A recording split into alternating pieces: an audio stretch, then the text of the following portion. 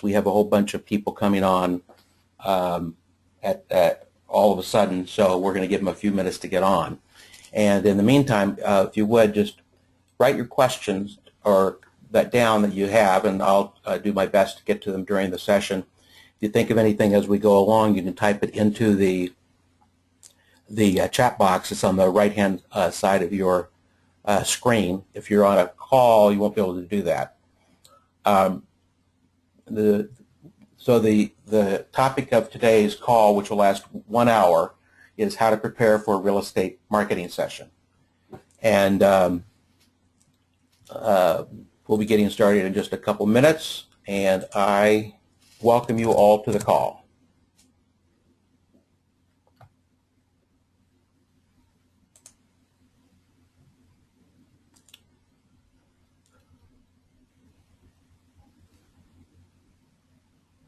So welcome Jack, and welcome John, welcome Kyle, and Nick, welcome. Richard, welcome. Samantha and Yaira, welcome. We have a whole bunch of people coming online. So today's call is how to prepare for a marketing session, for a real estate marketing session. And it's not only how to prepare for a real estate marketing session, like getting ready, but with an intention to go to a session, a real estate marketing meeting. It could be a local, it could be regional, it could be national, and accomplish what you want to accomplish in the meeting. And then the result coming out of the meeting will be that I assume that most of you are interested in making money. So the idea will be that we actually are productive in the meetings, and that we come out of the meetings with a clear pathway to making money. Now, I just want to share this background with you. When I first started going to marketing meetings, I went with my only intention of going was to learn something. It's only in hindsight that I realized I would have learned a whole lot more in the early days if I'd actually had an intention of a transaction that I was going to focus on during the meeting, and I was going to with a clear intention of closing a transaction regarding something. So at first I went to get educated, and then I thought, well, the thing to do is to bring 50 different listings and have 50 different things, and I throw them out against the wall and see what sticks. And I can tell you what, I wasn't very productive because I had all these things going on, and I just couldn't concentrate. I couldn't get anything done. So it wasn't until later when I started going to marketing meetings, and I've been going for about 40 years, that I started to think of the marketing meeting like the New York Stock Exchange, and that I was exposing my offerings to all the brokers and all their clients that were in the room. And not their clients in the room, but all the brokers and their clients. And it really was a marketing set. It really was like my own personal New York Stock Exchange. And so if I were going to have a seat on the New York Stock Exchange, number one, I'd want to be prepared. Number two, I'd want to focus on areas I was committed to doing something in. I'd really want to focus, and I'd want to put my best foot forward inside of that marketing meeting. So over the years, I've learned personally, and I've learned from other people, and I've learned in the trainings I've gotten over the years, how I believe the best way to prepare for a marketing session is that would put me in a position to win. There was a great basketball coach by the name of Jim Valvano. He was a basketball coach at North Carolina State. And unfortunately, recently, a few years ago, he passed away from cancer. But Jim Valvano, while not having the best basketball talent in the world, he believed in preparation. And he said his whole career was dedicated to putting his team in a position to win. Not guaranteeing that they were going to win, but putting themselves in a position to win. So in the practice, they practiced what they needed to be able to have them in a position to win at the end of the game. And then during the game, he coached everything to get to the last 2 minutes of the game. Because if he were in a position to win the game in the last 2 minutes, he figured that he was going to find a way to do something. He was going to find a way to close a transaction. So um, and he was very effective at doing that.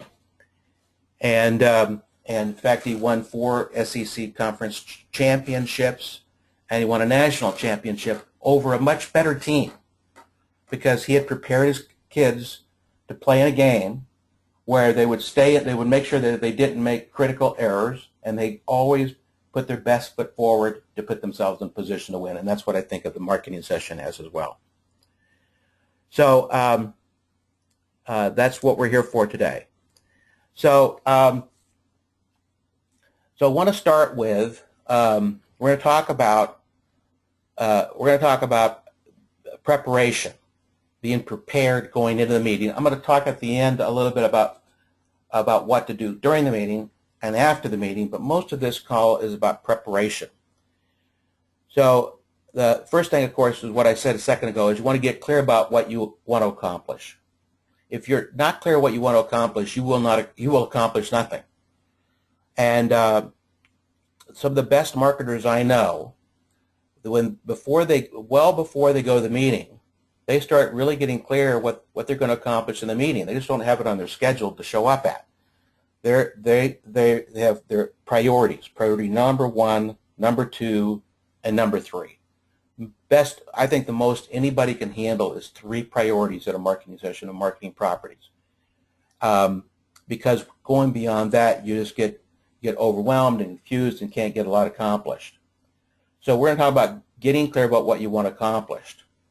And again, you want to concentrate on a manageable number of goals, so that you are able to really effectively focus. And then you want to create a plan that's attainable. Before you ever get close to the marketing session, you want to create a plan that's attainable. I always create an intention and a plan. An intention, that's my goal, and a plan is how I'm going to do it, is that I'm going to close 1 transaction out of every marketing meeting I go to. And over the years, I've been pretty effective at doing 1 and sometimes 2.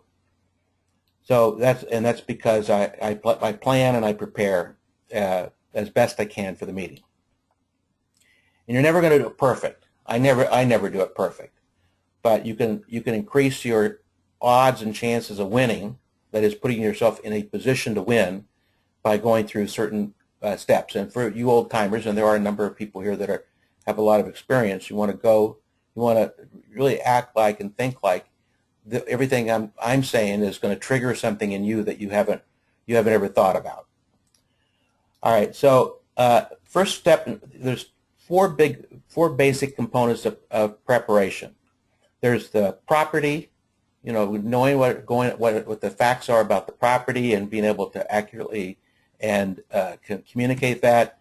There's the ownership, and really being prepared in terms of working with the owner so that they're clear what they will need to do to market their property. And there's getting clear about the situation. Like, what is their real situation? What's the situation with the property? What's it going to take to market this property and either sell or exchange this property in really how do I want to say this? Really being clear that what the situation is and how you're going to solve it. That is the solution, are all attainable.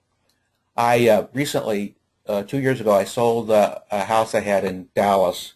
It was a house that was way too big for my wife and me after our kids had gone. It was a 4-bedroom house. It was a pool. It was a nice area, but we'd had it on the market the year before and had not sold it. And I don't sell my own property, so I'd hired a broker, residential broker, and they that year before they had marketed it, but they had not gotten really clear with me what we needed to do. They weren't just really on top of what our situation was, and so consequently they didn't sell it. The next year we had a broker who spent a lot of time with us before he ever listed the house. He actually would not list the house with us until we, number 1, did certain improvements. Didn't even sign a listing subject to that.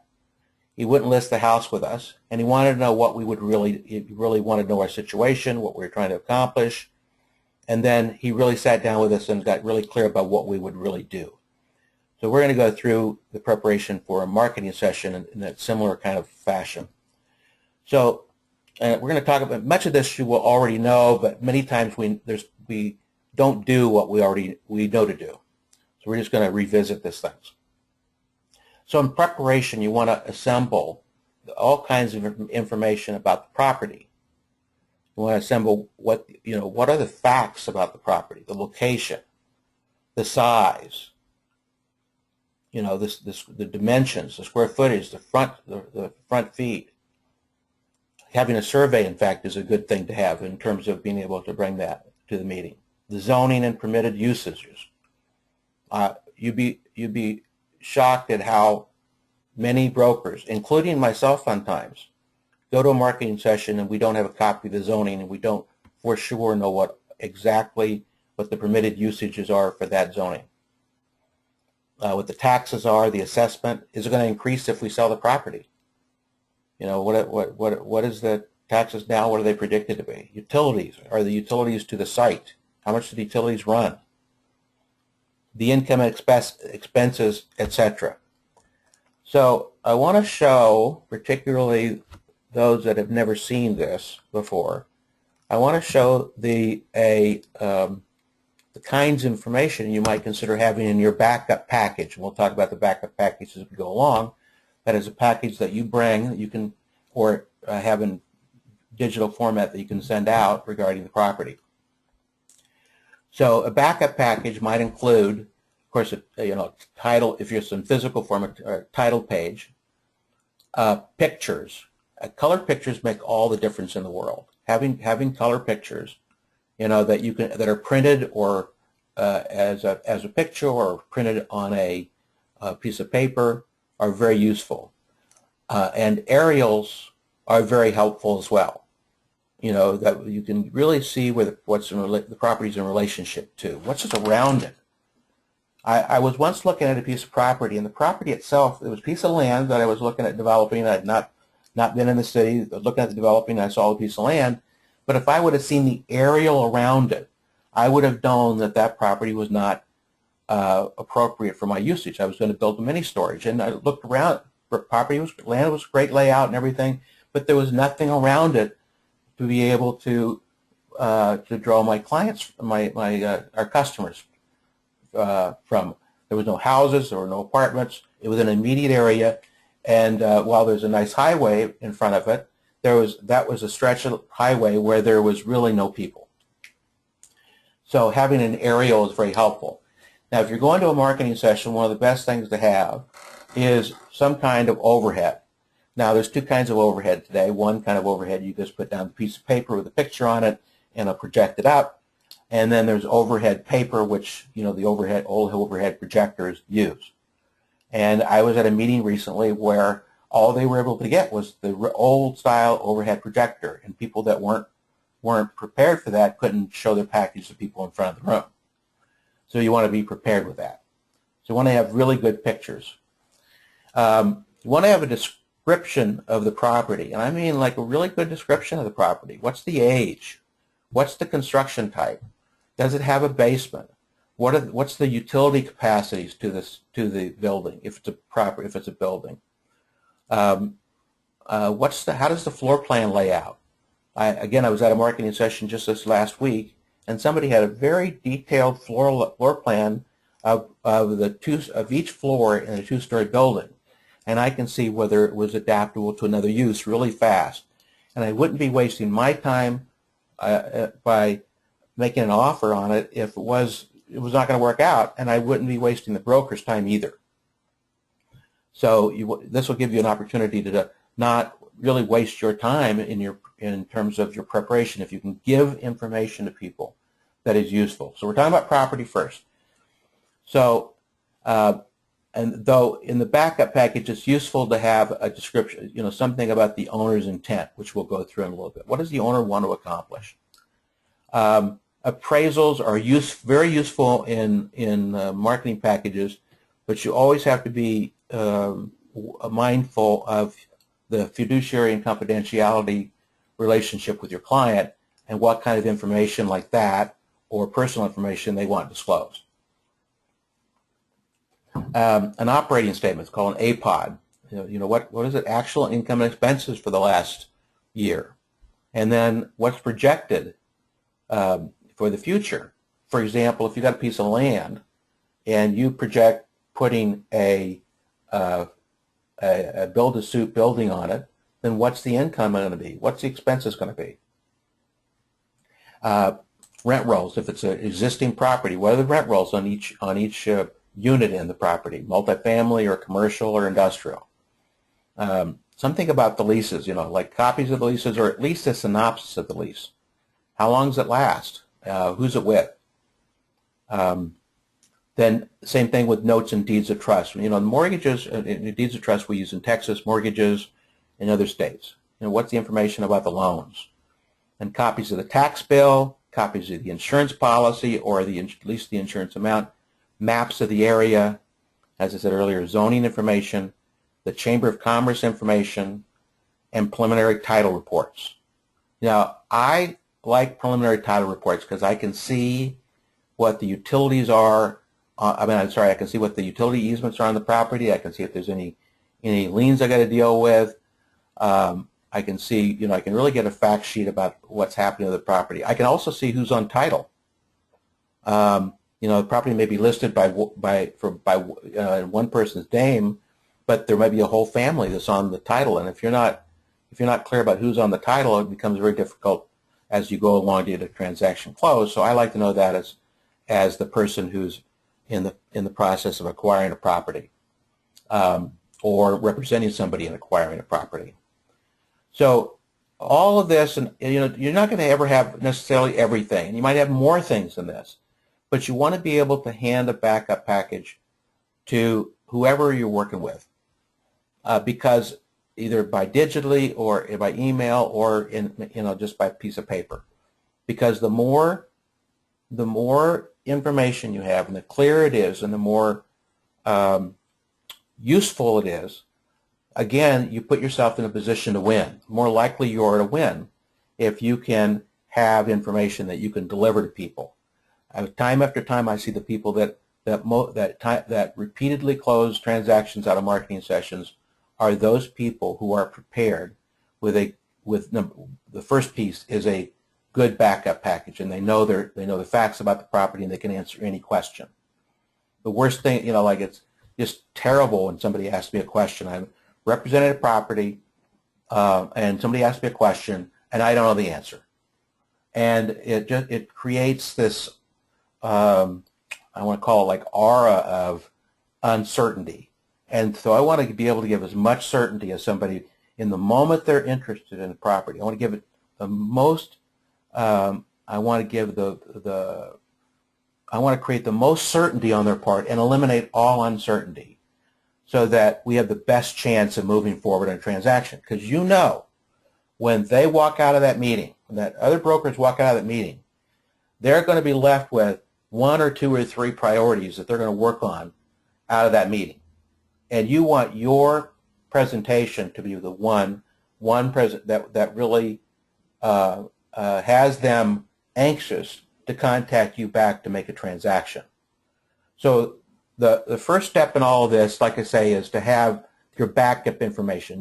You know the facts about the property, and you be prepared to communicate that in a way that makes a difference for other people. And again, I can't tell you how many times I've just been, over the years, I haven't been prepared. It's kind of like a lesson I learned the hard way a number of times. I haven't been prepared with what I needed to provide, and almost inevitably, somewhere I stumbled in the transaction. So that's the property. Let me just check one thing. I want to see if anybody, again, you can ask questions or comments in the box here.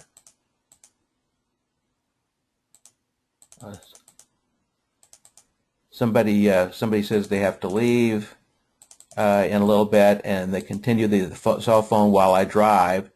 and they can just call into the number provided, the alternate number provided on the sheet. You can call in and put the pins in, and you should be able to get into the call that way with the telephone lines. In fact, we have people on the call right now that are using telephones.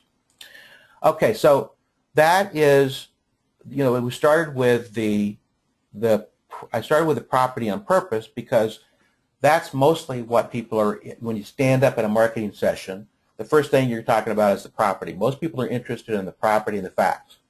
Where you'll make your deal is, however, with the people. And we're going to talk about the owners, and we're going to talk about the owners next. So, the owners. And when I talk about owners, I'm including the spouses and the children, because whether they're entitled or not, and you want to know that, whether they're entitled or not, spouses and children, and friends even, but spouses and children particularly, will influence whether you can make a transaction or not on the property. It doesn't matter how great a property you got. You don't matter how interested somebody is in the property. If there is a problem in the ownership, and that is including the spouses and the children, then you reduce your chances of making a transaction. So I was at a marketing meeting recently, and one of the people at the brokers at the marketing meeting had a client where the father was entitled and really wanted to do something, but then they had the issue with spouses and children. The spouses and children wanted to, the children wanted to go one way, and the father, the owner, he wanted to go a different way. And even though he could legally make a decision on his own, he was not going to make a decision that was going to upset his children. So you want to know something about all the people involved in the transaction. And initially we're talking about owner and spouses and children. Who are they? Where do they live? That's a big deal. Where do they live? If you got an owner who is in Kansas and their children's in California, particularly, they might be in Southern California, then knowing that they have children in another city will make all the difference in the world to making a transaction. I remember a transaction where a number of years ago, where a buyer of commercial property lived in Wichita, Kansas, but his children were going to school in Missouri, and he ended up buying a shopping center in Missouri near where his children were. Guess what? His trips to visit his children were there. He could go buy his property and either tax deductible. That was a little side thing that was of interest to him, but it was an excuse to go visit his children. So that was a factor that made a decision on him buying a property. What experience do they have in real estate? Now, knowing people's experience, like specifically, have they bought property? What kind of property they bought? What was their experience in owning that property? How did they sell? Did they sell the property? Knowing their history, I have found makes a lot of difference, because and the way you find that out is you ask them, what kind of properties have you owned in the past?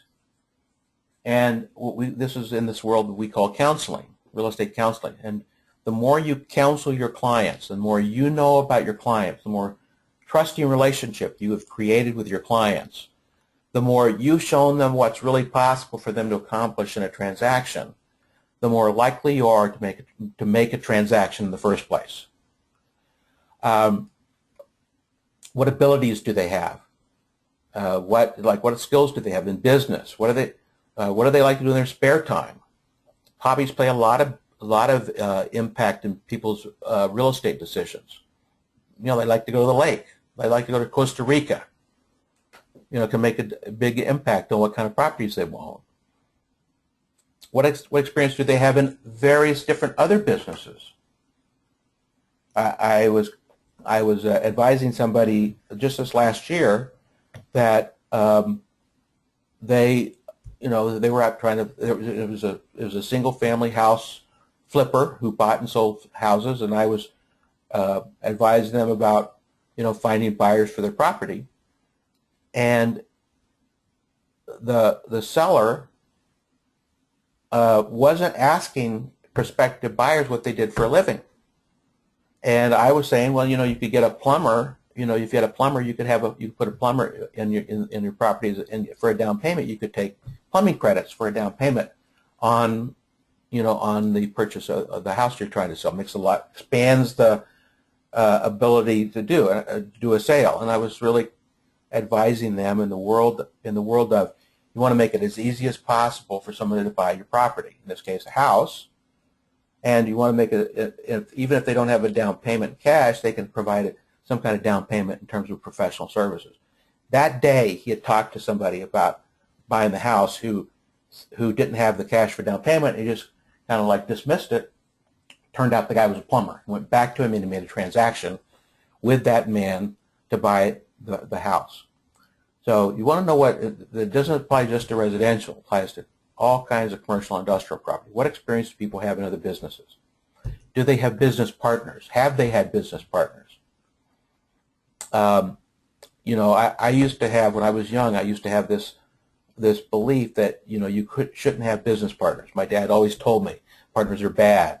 They will always take advantage of you. They'll steal money from you. And he had good evidence for that. He had good evidence that people will take money from you. He had never had a great experience with partners. So I didn't believe in partners.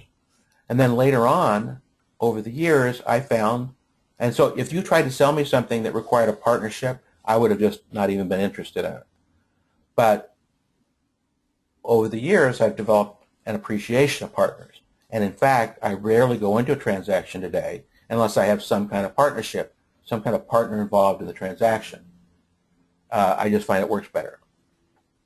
And of course, there's lots of other information about the owner that you can find out. So you really want to know as much as possible about the people involved. So you got property and you've got people. And I'm going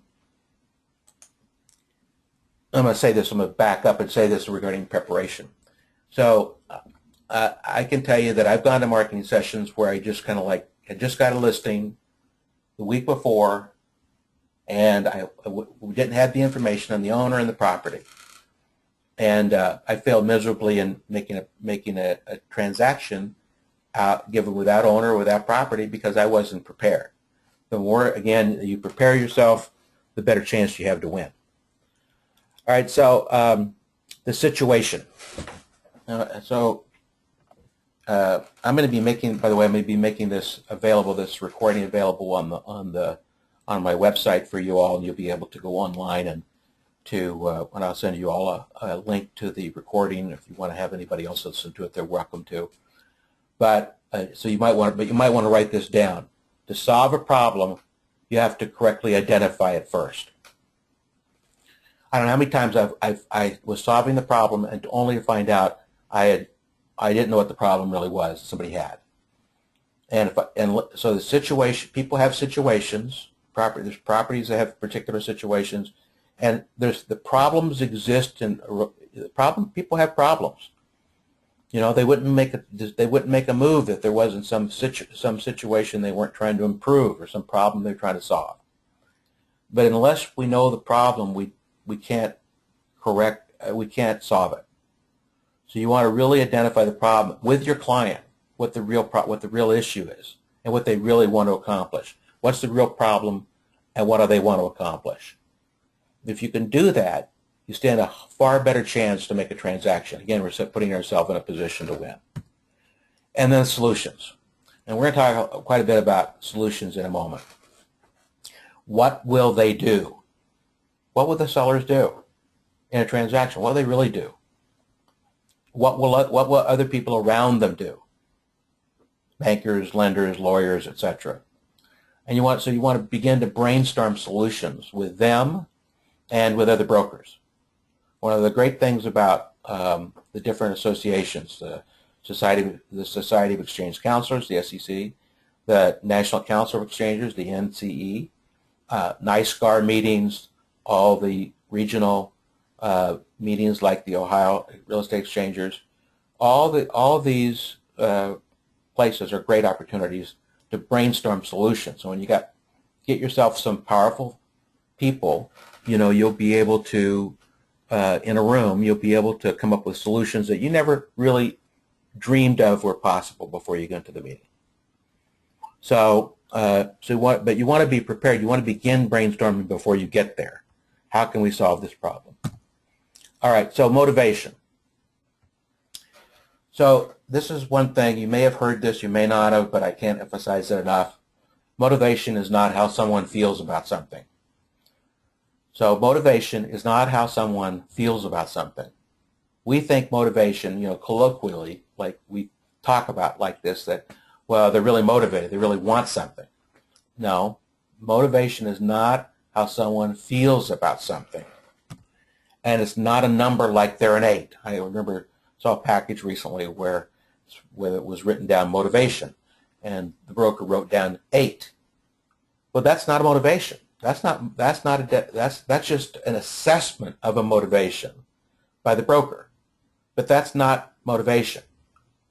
They really want to do something is, again, not the motivation. It's an assessment of the motivation. We talk about the property, get the facts. Well, about motivation, you want to get the facts as well. And the facts are what someone will do.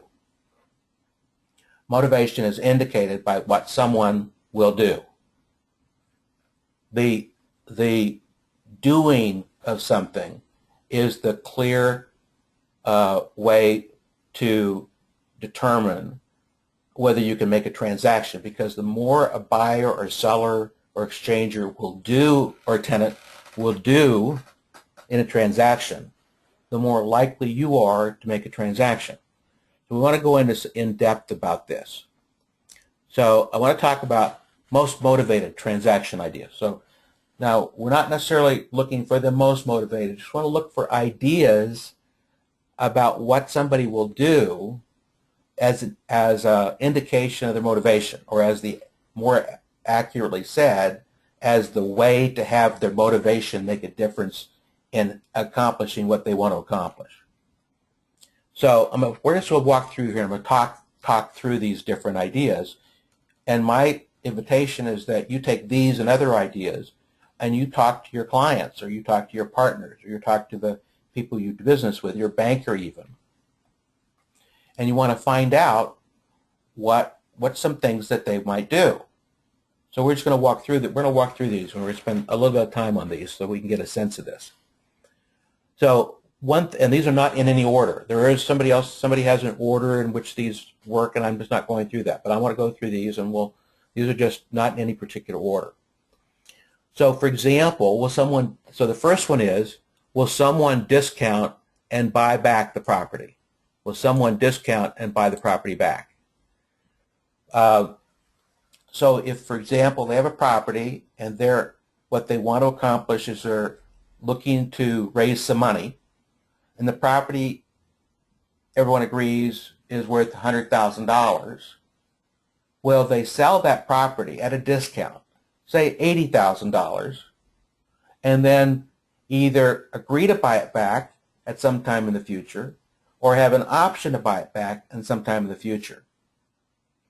In that way, if they're trying to get cash, but they really want to get the maximum value out of it, they can do that by doing a discount of the property, selling it to somebody else with an option to buy back. Mark Johnson is an SEC member, and he was working with somebody who wanted them to loan him money. Wanted him to loan them money, and he just really wasn't feeling it. Didn't like the situation in terms of how the value of the property was and all that. But so he turned him down initially, and went back later and he said, "I tell you what I'll do. I will buy that property from you for cash, and I'll give you an option to buy that property back for 1 year." And he bought it for about 60% of its market value and gave them an option to buy it back within a year. And they moved, because they had taken that discount, they moved heaven and earth to be able to buy that property back within a year. Because buying that property was their avenue to making the profit they wanted to make. but they needed the cash now. So when Mark made that purchase at the discounted price, they got the cash, and while they paid him a markup on the buyback, they still bought it back for less than the market value. So everybody won. The Mark won, they won. So will they discount and buy back the property? Will they lease back the property? You know, a lot of times we have properties that have some vacancy in them. And because there's a vacancy, then it reduces the demand of that property in the marketplace. You know, if you've got a property that's only 60% occupied, commercial property, it's very difficult to be able to go into a marketing session or out to even to somebody in the public and say, okay, I want you to buy the shopping center. It's only 60% occupied, has a 40% vacancy, but I'm sure we can lease it up. And, you know, that is just, again, raises questions in the minds of a buyer as to the value or the level that property will meet their needs. So leasebacks kind of solve that. So if the owner will lease the property back for a period of time, they'll be happy. There was an industrial building in Idaho, and the owner was getting a divorce and needed money to pay off his spouse, his wife, and so the buyer just requested that he lease the entire property back, and it was a multi-tenant building. He was one of the tenants. Leased the entire property back so there would be no vacancy. Basically created a net lease for the buyer because the seller leased the entire property back. Took care of everything. If the property went vacant, or if part of the property went vacant, the seller under that lease was responsible for making the payments. And the buyer had no problem with terms of the cash flow. He got the same amount of money as a family. Actually, they got the same amount of money whether or not the property was vacant or not, as long as the tenant was intact. So, well, another question is will the people going out of title lend money back on the property? You know, you could do seller financing, on a $200,000 piece of property, $40,000 down, $160,000 seller financing, or you could do an exchange where one person's exchanging that property for another property and making a loan back on that first property in terms of cash to the new buyer. So you can can they lend back? Can they lend back out of pocket? Can they lend back out of savings they have? Will they lend back? Next one is joint venturing, and as it's written here, forfeiting cash flow. So if somebody has a piece of property, vacant piece of land, and they want to market it, will they joint venture that with a developer and give up cash flow for a period of time until that property gets developed and built and leased? That again indicates a real motivation. They will do something outside the box. Will they in that joint venture, will they separate the cash flow and provide somebody a high rate of return? In other words, we're talking about preferred ownership in a second, but will they give one side a higher rate of return, a new investor, a new partner? I'm actually going to jump down to that right now. So will the owner of the property joint venture, or a buyer for a property joint venture, and provide what we call a safety first position to an investor? So in a joint venture, joint ventures where two or more people come together to do a project, do a development, do an ownership. And then a safety first position is where one of the parties gets their money first, and before the other parties get their money. So if I were to be acquiring a property and having somebody come in as a safety first joint venture partner in that property, they would get their money first. They would get their yield first on sale, they would get their sale proceeds first, and then in some agreed upon fashion, I'd get my money and my yield, and we'd split everything in a certain way. But you would give a safety first position to somebody, gives a real reason for somebody to come into a transaction and put up cash. Will the person that owns a property give what's called a soft option? That is an option with either low option consideration or an easy way to do or an extended period of time, and that option allows then a new acquirer to go in and do a lot of work necessary to really set up that property. So, for example, I'm sure a lot of people have had this wherever you are. So if you got a property, piece of commercial land, but it's not zoned commercial, and you got to go get it zoned, it's not right now residential land, then you've got a lot of work and a lot of money to spend to be able to go get that property zoned commercial, or to get a permit to build, even on zoned land, a permit to build a particular kind of usage. Like if you're going to build some apartments, you just don't buy the land and start construction the next day. It may take 3, 4, 6, 9, 12 months before you're in a position to be able to have a building permit to build. So will the owner of that property give a soft option to somebody to go do that work so that they both can benefit from that transaction? We were talking about seller financing a while ago. Will they take a low interest rate on a carryback note? I once was buying a duplex. Property was overpriced, so I gave the owner a carryback note with 1% interest the first year, 2% the second year, 3% the third year, and it graduated up from there. So give it low interest rate carryback note in order to be able to make the sale. Will they make a geographical move? Now, this is a little different than will they buy property somewhere else? Will they acquire property somewhere else? Will they actually move from here to there, here to somewhere else to make a transaction? Are they in a position to go take on a physically run and remodel a project? Will they geographically move, either temporarily or permanently? That is a motivation in a transaction. And then, similar to the low interest carryback note and the soft option, will they take back a soft land lease? In other words, instead of making a complete break with the property, will they lease the property to a new buyer, to a new acquirer, on very easy terms, at least at the beginning, so that a buyer or a tenant has the opportunity to get in there and do what they need to do. I remember Virgin Records, which is this Richard Branson, who also founded Virgin America Airlines.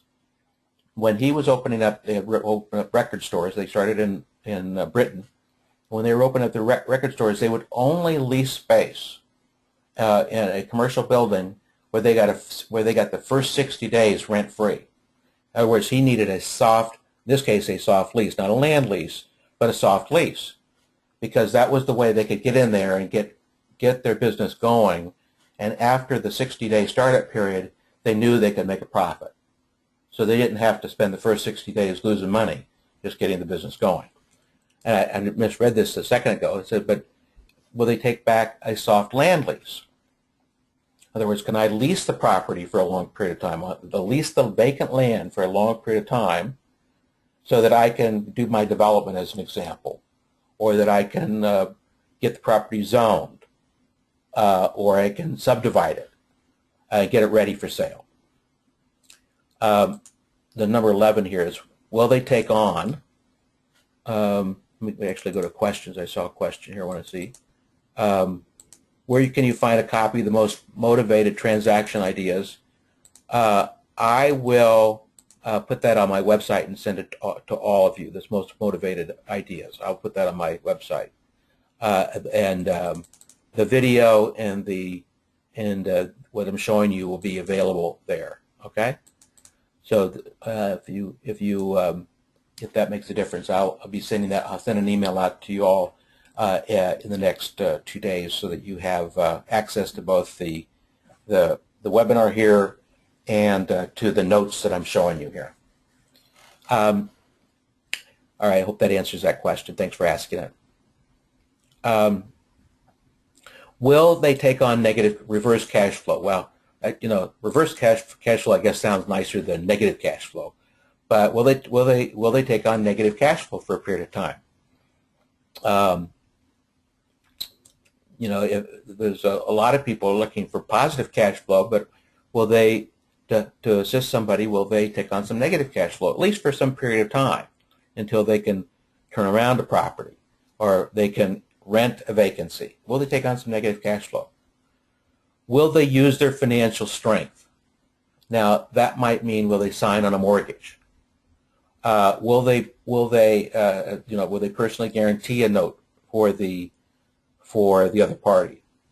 Will they move their banking accounts, their business accounts, or their CDs from one bank to another?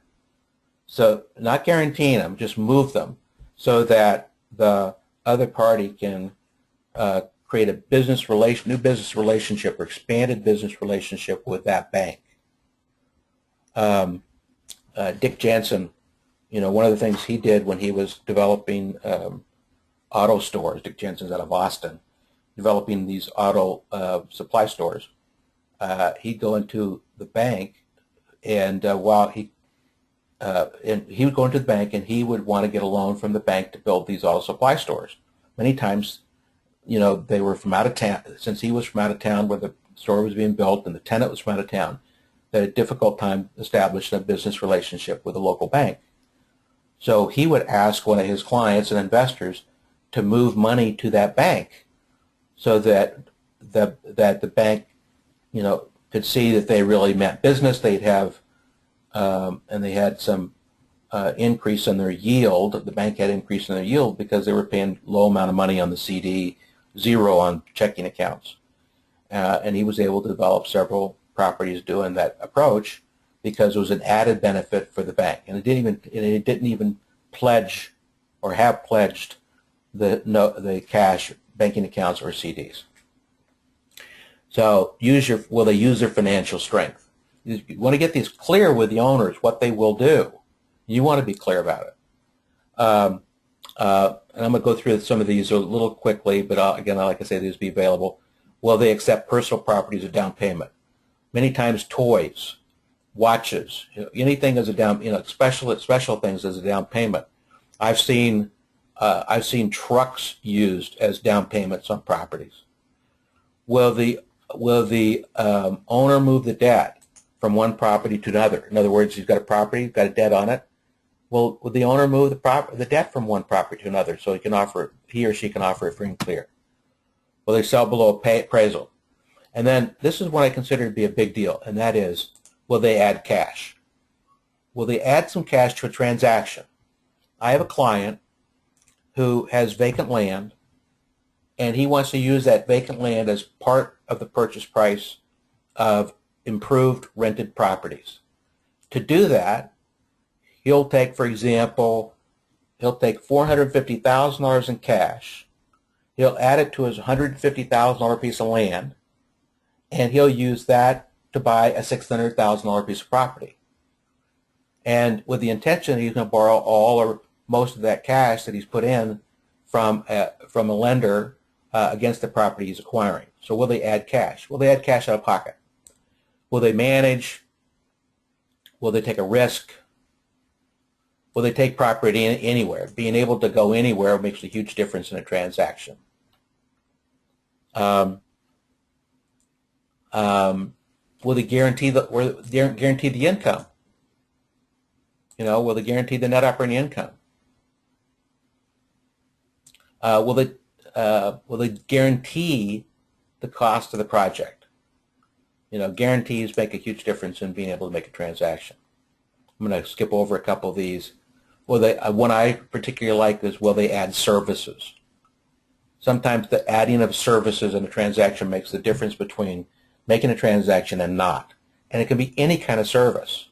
It could be legal services. It could be automotive services. It could be construction services. It could be anything. Will they accept an unsecured note for part of the purchase price? Unsecured. Will the other party obtain the entitlements for the property? In other words, the seller might obtain the entitlements, or the buyer might obtain the entitlements, the zoning, and the ability to build. How are they going to? Will one party mitigate any wetlands or environmental issues on a property? And one thing I've seen very effective is that when it comes to negotiating, one party says, "Okay, this is as far as I can go. I'll pay all the remaining closing costs in the transaction." So these are only some other examples. You notice number 30 down on here. I hope you can see that says other, but it's other kinds of things that a person can do. And there's literally an unlimited number of things that can be done in a transaction to make it all so the person will do it. In other words, this is again, motivation is indicated by what someone will do. What will your client do? You want to get clear about that way before you go to the meeting. You don't want to wait until you have an offer or somebody interested afterwards. You want to know when you go to the meeting. So before the meeting, you want to complete your preparation, and you want to make hard copies of your backup packages. That is the information that you assemble. I used to make 10, depending on the size of the meeting, between 10 and 20 copies of my backup packages. Because of the digital age today, I make 3 or 4, and then I will many times email my backup package to the other party during the meeting. So I like to be able to do it quickly. At the worst cases, I go back and I can send it after the meeting. So you want to make some hard copies and then make digital copies of your backup package to send out. Again, get clear about what you need to accomplish at the meeting. You want to be really clear about what you need to accomplish. If again, just like you can't solve a problem unless you identify the correct problem, you're not going to accomplish what you want to accomplish at the meeting until you're clear about what you need to do to accomplish at the meeting. And you want to schedule time after the meeting for follow-up. More deals fall apart because of lack of follow-up than because of lack of preparation, but they're both kind of equal, I guess. But you want to schedule time after the meeting for follow-up. And then during the meeting, you want to make presentations from the front of the room.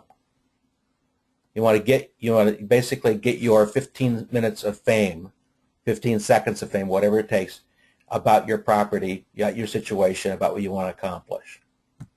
And you want to meet with brokers privately during the meeting, before, during, and after.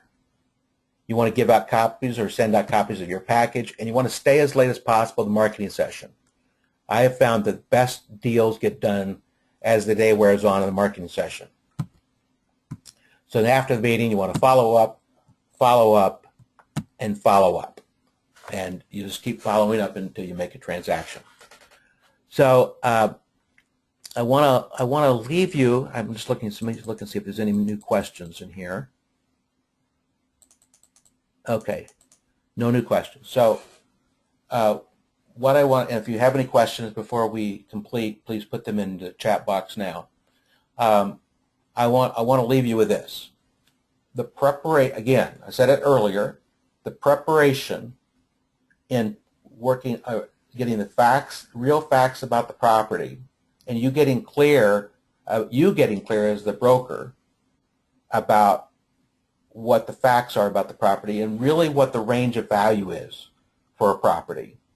You getting clear about that is of vital importance before you take the listing, or if you're an owner, before you go out and try to market the property either. And so you want to get the facts about the property, but you really want to get clear about the people as much as anything. I've done more transactions over the years because there were people needs than anything else. More transactions, just the people are the ones who make the deal. And if you get clear about, if you sit down with your, want to go, sorry, here's what I'm recommending. You want to go to, if you have a marketing session coming up, whether you do or don't, you're still with your listing. You want to sit down with your client and get really clear with them what they really are willing to do to accomplish their goals. When you get clear about what people will do, then you're a long ways away, you're a long ways down the road to how do I say this? You're a long ways down the road to actually closing a transaction. You get clear what they'll do, then you can work towards that, and you'll be a long ways down towards making a transaction. So what I want to leave you with, I want to give you my email address. If you have any questions, it's Charles E. Sutherland at gmail.com. I have several other ones, but that's one that comes right to me no matter where I'm at. Charles E. Sutherland at gmail.com. If you have any questions, please, if you have any comments or whatever, please just give me a call, and I'll tell you my phone number is 214-232-7995. 214-232-7995. And again, I look forward to being able, I'm going to be doing this on a regular basis, this kind of call on a regular basis for people. So if you want to come on and see in the future, or you have somebody in your office you want to send, that'd be great too. And I'd also encourage you to look up my book that's on Amazon, my new book that just got published. And you can find it it's on creative seller financing, and you can find that by going to Chuck Sutherland on Amazon.com. It'll take you right to the page, Chuck Sutherland on Amazon.com. And it's the first in a series of books on creative real estate transactions. And if you have any questions or you have any comments, or I can support you in anything, just give me a call or send me an email. All right, all. We will see you at some time in the future, and good luck on your real estate endeavors. All right. Good day.